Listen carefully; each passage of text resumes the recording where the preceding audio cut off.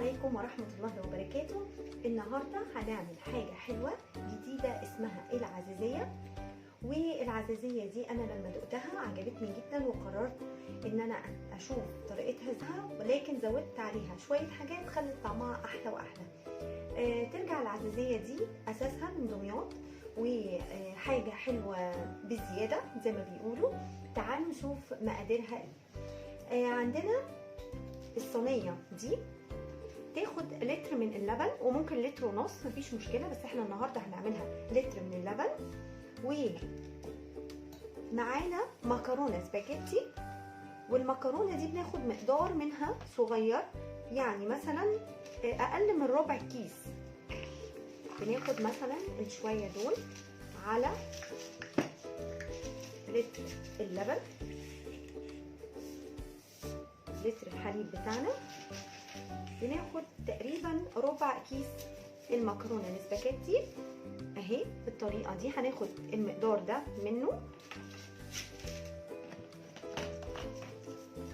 تمام كده. اخدنا كميه المكرونه بتاعتنا، ومعاها كوبايه الا ربع من السكر، عليها رشه فانيلا، وكمان معلقتين من النشا كبار، وعلبة قشطة، تمام، علبة قشطة كاملة. وعندنا كمان زبيب وزبدة، وهنحط على الوش عسل عشان خاطر تدينا التيست الروعة بتاعها. تعالوا نشوف خطواتنا ايه. هنجيب حلتنا اللي هنعمل فيها الخطوة الأولى، وهي هنحط لتر اللبن كامل، عليهم كوباية إلا ربع من السكر، وعليهم رشة فانيلا. وهناخده نرفع المكونات دي كلها على النار، ونسوي المكرونة فيها. بس طبعا هنكسر المكرونة الأول مع بعض.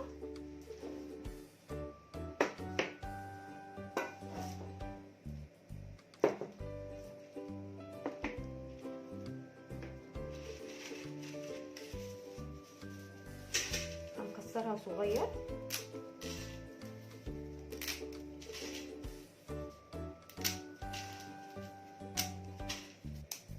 كده. المكرونه الاسباجيتي جاهزه. هنيجي بعد ما يغلي اللبن بالفانيلا والسكر هنسقط فيه المكرونه الاسباجيتي ولحد ما تستوي. تعالوا نشوف الخطوه الثانيه على البوتاجاز ايه. دلوقتي بعد ما حطينا اللبن على النار وحطينا كوبايه الا ربع من السكر وكمان رشه الفانيلا، هنسيبه لحد ما يسخن ونحط المكرونه الاسباجيتي اللي احنا كسرناها مع بعض. بعد ما اللبن سخن زي ما احنا شايفينه، هنحط فيه المكرونه الاسباجيتي اهي، ونقلب ونسيبها تستوي جواه وتاخد السوا بتاعها.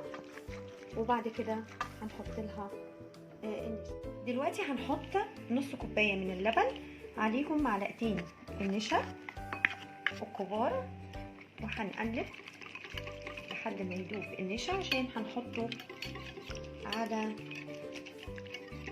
الخليط اللي على النار.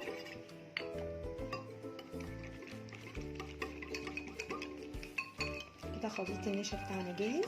هنحط شويه بشويه منه، عشان لازم نحط شويه بشويه. ليه؟ لان ممكن نوع النشا بيختلف من نوع لنوع. في نوع بيمسك بسرعه جدا، وفي نوع لا بيحتاج مقدار اكبر. فلازم الحاجه اللي بنربطها بنشا ننزل شويه بشويه، مش على طول، عشان ممكن ياخد كميه اقل. وبالنسبه للسكر طبعا على حسب الرغبه، ممكن نزود السكر شويه، ممكن نقلل السكر شويه على حسب الذوق. ودلوقتي المكرونه الاسباجيتي بتاعتنا استوت اهي زي ما احنا شايفينها. شايفين بقت طريه ازاي؟ ببتدي بقى احط شويه معلقه من جوز الهند، واحنا حاطين السكر والفانيلا. وهنبتدي نحط اللبن بالنشا اللي احنا عملناه شويه بشويه عشان نوصل للسمك اللي احنا عايزينه عشان تمسك.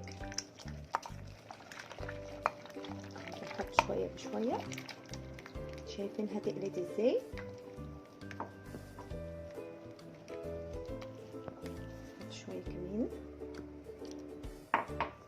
المقدار بتاعنا مظبوط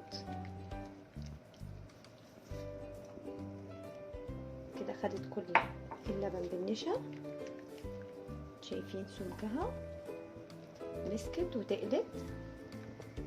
هنيجي بعد كده نحطها في الصينيه بتاعتنا. بعد ما نزلنا الخليط بتاعنا من على البوتاجاز، شايفين جمدت ازاي. هنيجي بالصينيه بتاعتنا اهي، وهنحط حته زبده تحت في الصينيه بتاعتنا عشان ما تلزقش فيها، ولما نطلع القطعه نطلعها شكلها لطيف وسليمه. بعد ما حطينا الزبده كده، هنيجي نحط المكونات بتاعتنا في الصينيه.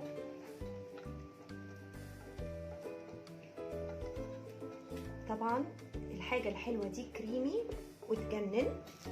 خلاص كده حطيناها تمام. هنيجي نحط شويه زبيب،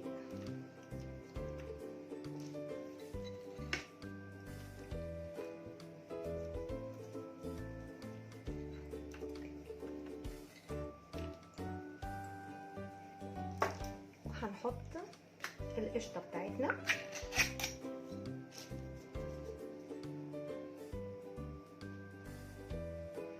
ندخلها كده في الوش عشان تبقى طعمها جميل جدا. ممكن برضو نحطها ونقلبها قبل ما نصبها، بس انا بحب اعمل الحركه دي عشان يبقى طعم القشطه فوق كده طعمها كريمي ويجنن. كده حطينا القشطه بتاعتنا فوق الزبيب، وهنحط شويه سمنه كده على الوش. طبعا حاجه حلوه دسمه جدا بس تجنن.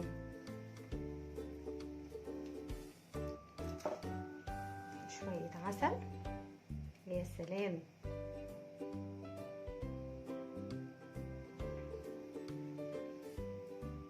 ايه رأيكم؟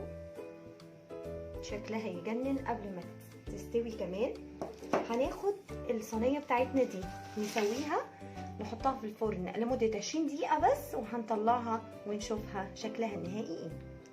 وده صينية الحلو بتاعنا العزيزية بعد ما خرجتها من الفرن. طبعا هي سخنة جدا، شايفين شكلها عامل ازاي، تحفة ويجنن.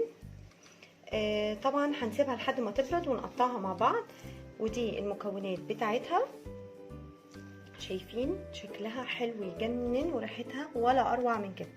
هستنى شوية ونقطعها مع بعض.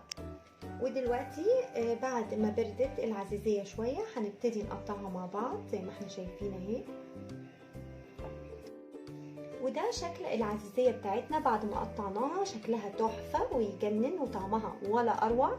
اتمنى تجربوها، ولو عجبتكم الوصفة اعملوا لي لايك وشير وسبسكرايب، واستناكم في حلقة جديدة وحاجة حلوة جديدة من مطبخ طباخة هانم. وكان معاكم غادة محمد، باي باي.